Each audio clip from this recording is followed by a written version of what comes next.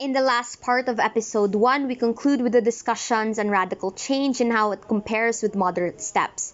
We also, of course, say that failure to acknowledge one's privilege is a disservice to the people and the movement. We talk about the role of the classroom, the transportation of knowledge, and the student-teacher dynamic. Ma'am MJ and Sir Marko agree that the classroom is where foundational change and conversations take place. And it starts like this, with self-awareness and empathy. So Because if it's possible sorry. in the horizon, if it's possible in the horizon with human beings, why not? We're used to this context again because we deny our freedoms in the context of prayer, with consideration with privilege. The fact that we didn't, to some extent, we deny our freedoms, we sort of uh, make it impossible for things to change. But overcoming that will eventually make us realize that no, things are not static. Things are open for change because we have here a world that's not only objective but also filled with different with people who have different contexts who are trying to express themselves in different ways. And I look, mean, change, okay. yeah, sorry. And change is not going to be easy and it's not going to be fast. Change is incremental, right? And We have to that say, human. pero at least meron. Parang ako kasi masaya na ako na meron eh. Parang ayokong masyadong magsabi na dapat kasi hindi naman tayo pare-parehas ng konteksto, di ba? So, masaya na ako sa incremental change. I think any radical change involves some oppressing. If you even look back at history, those Feminists would disagree with you, Marko. hindi yung mga radical talaga. What feminists are radical, but they are not to the point of killing people. Wala pa sila doon. Hopefully, hindi sila aabot doon. So mas maganda yung, diba, you have that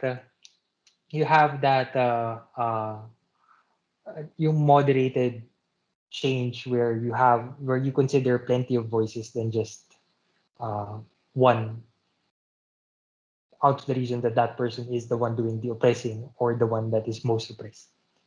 So incremental change, more sustainable. I feel I need to hindi naman backtrack, pero parang to make sure that terms are defined in a clear way. When we talk about being radical, Marco's definition of radical and what he was saying, and when I said magagalit ang feminist sa inyo, radical is different.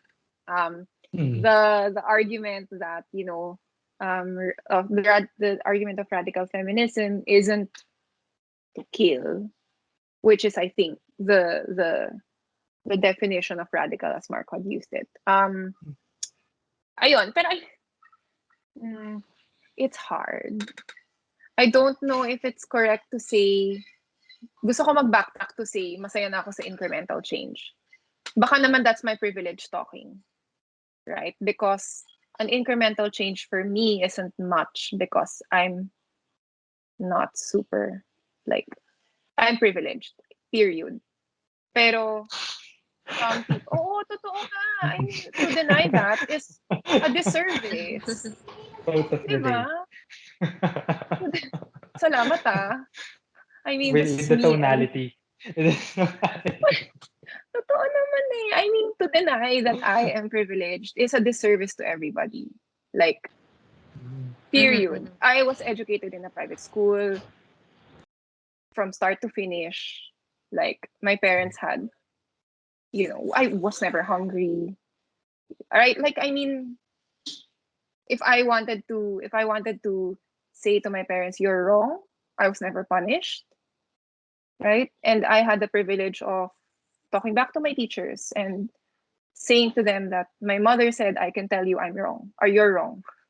They didn't believe me, but I mean, I had the backing of my parents. And some people don't have that, right? And a lot of people don't. So anyway, what I'm saying is that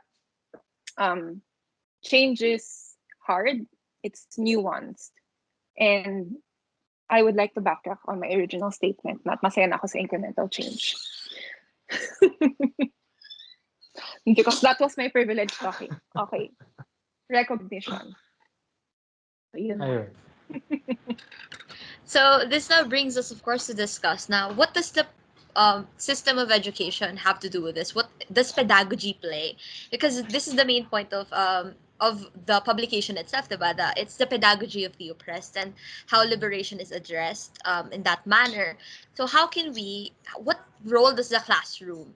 What role does the institution play in helping society sort of break free from that system of oppression? Mm, well, for You, me, you go. it's it's really it's really close to that idea of the medium becomes the message. If you're familiar with that quote, because in every point where the dissemination of knowledge change, people Sarah change as well. McLachlan yon, diba? The medium is the Mm, message. Tama, tama. For example, when paper was introduced, the way we consume knowledge and the way we create knowledge changed. The same goes when uh, the publishing of books became cheap through the Gutenberg press. If you're familiar with that historical event, uh, public discourse became more public, so much so uh, in the context that uh, people gain access, even the everyday guy gain access uh, to books and to information. So there lies the importance of how information, how knowledge is conveyed, how knowledge is transported from one person to the other.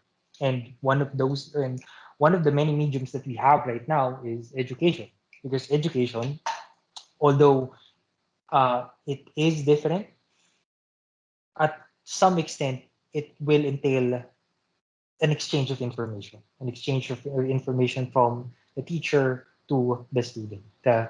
Now, Freire asks with that relation, what is the role of the teacher and what is the role of the student in that exchange? Are we going to settle with the teacher just giving information to the student and the student just accepts it right off the bat or without questions asked? Um, yeah, so I think MJ can add on to that with its role in our contemporary context. That question of that relationship Um, with the teacher and the student. Mhm. I think one thing that we have to remember when Freire says education is, will help in that liberation. He's talking about education not in the way that we understand it to be. So let's talk about first the way that we understand it to be. A lot of us have grown up with the notion that your teacher is the center of your classroom and your teacher will have everything, all the answers. And if you're wrong, the teacher will say you're wrong and you shut up, right? And in some ways, that is the Filipino classroom. And there's a whole history behind it in terms of colonization and all that. With the first teachers, well, they would say the first English teachers in um, the country were the colonists, right? You have the U.S. What were they called? The Yung mga Americans that landed, they were called something. Anyway, whatever. I forgot the term. But Mm. they, your first teachers would be the colonists because the colonists needed the population to understand that they were there and they had the power and you guys have to follow. And then that pattern sort of set the stage for our understanding of the student teacher relationship.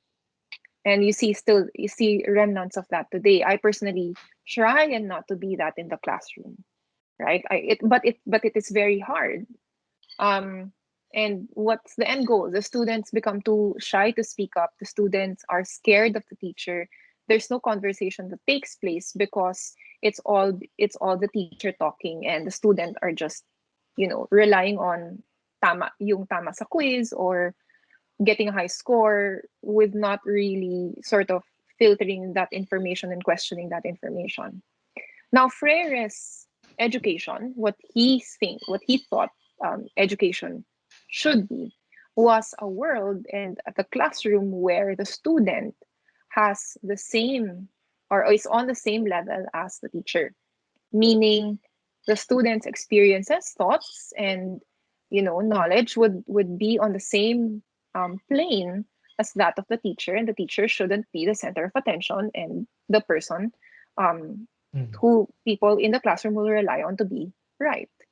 So that's a very stark difference in terms of education, of what we know education to be now and what Freire thought education could be. And I still think that the classroom is where resistance should take place. Resistance and the conversation, the classroom is your conversation piece, because the classroom should be a place where everyone, no matter if that student thinks that they don't know a lot, should be able to speak and should be able to say, this is what I know, and let's have a conversation. And the teacher should be the person to say, great, share more, because I want to know more about your experiences in the context of whatever it is we're talking about. Right? And it's hard for teachers. Yeah. Diba? Move on. But it's hard for teachers. Diba? Mm. As a teacher, it's hard. Kasi in the back of your mind, you have this sort of yabang, I would like to say, na parang I know more than you because I've studied more than you. And I'd like to say that's natural, but shouldn't be. And that's what Freire reminds us. And in my classroom, for example, I always say that the only difference between you and me as a student is that I have engaged in more study than you are. So sometimes, and I say sometimes, and I think Desiree, Marian, you can attest to this, right? Sometimes I will know more than you, but sometimes I won't. Right? No more than you in terms of how to deal with certain situations because I've gone through them. But my word wouldn't be the end all be all. And I think that's diba, a good start for me anyway. I mean, the system itself is set up to not be pantay-pantay lahat, but we can strive to have that equality in our classroom. How about you, Mark? So it goes with the time, or with the age. You have, of course, people in the classroom that are no longer in that setup where one would know more than the other. Rather, you have uh, let's say two people, or two kinds of people, the teacher and the student, that have equal access to the same amount of information that the other has. Right? What I know, assuming that you do have access to internet or uh, access to information, um, what I know is also available to you. And the dynamic should not be limited to me telling you all the information that you have to know, or telling the information that you should know or you could know. So with that, there's this sentiment across the board with students thinking that dynamic should change, and rightly so, because if You should we think are it on the should same, change. no, we're getting to that. We're getting closer, at least, to that plane where we're more equal than unequal in terms of what we can know. Then we should make our setup more of a conversation than that banking system that there is talking about. And that goes all the way back to history, and you can explain it in a way that still is very much aligned with what's happening in reality. In Freire's context, you have a proletariat was gaining consciousness because of the information made available to them with the merging markets. Being a colony, at some point you will be open to other people because those other people themselves would offer you would uh, avail of your uh, labor. That's the reason why if you, kaya nga kung titignan mo yung mga context ng mga scholars na to, uh, most of them come from a colonial background because when you look at the the relations that goes with a colony, you always have the oppressed that are needed by the oppressors in a paradoxical way. And in that paradox, you have the oppressors enabling the oppressed to eventually liberate themselves. For example, the Philippines, because the Spaniards had to open markets with vis-a-vis the Philippines eventually uh, developed its own bourgeois, and uh, its bourgeoisie was able to enable themselves to fight against uh, the colonizers or the Oh, Spaniards. pero naging capitalists naman sila. Oh, yun nga lang yun. That's the trade-off. In our context, ganun din. You have the internet, and you also have teachers that are enabling students to think differently. You have people who are preaching of that that the setup that you can say is a bit more critical than what we are used to, and in turn, students think more than uh, how you would expect them to think in a setup where internet is unavailable or you don't have that quote unquote liberal ideology in the classroom. So there's that. I don't want to make it deterministic in nature, but there's that cycle that will inevitably happen. And if you don't accept it, it can turn bad. You have people making unnecessarily conflict with the other when there should be working together. So it goes back to what we were discussing earlier in this podcast. Diba? In some way, the classroom is indeed a microcosm of the society, so much so that if we welcome these changes in the classroom, we can potentially change things in uh, the public sphere. So, ayun. Conclude, I think for me, it's always going to be recognition of your privilege and recognition that other people's voices are equally as important as your own. And we have to be empathetic and we have to, and I know it's hard, but we have to because it's the only way that we can achieve liberation in the way that Freire says um, liberation should be, right? And at the end of it, everybody's gonna be, no, I wouldn't say happy about it, but it's gonna be for everybody's benefit. And so why should we think twice about it, right? If everybody's gonna benefit, um, why should it be something we're scared of? So yun lang. Actually, MJ made a good point there where I will base off uh, my concluding remarks as well. Empathy. Empathy is something that we can take away from this discussion. From being makatao, empathy is necessary. From changing things, from liberating the ones that need liberating, and for the ones who are uh, Fighting for liberation. fighting for liberation. You're always going to need empathy above all else.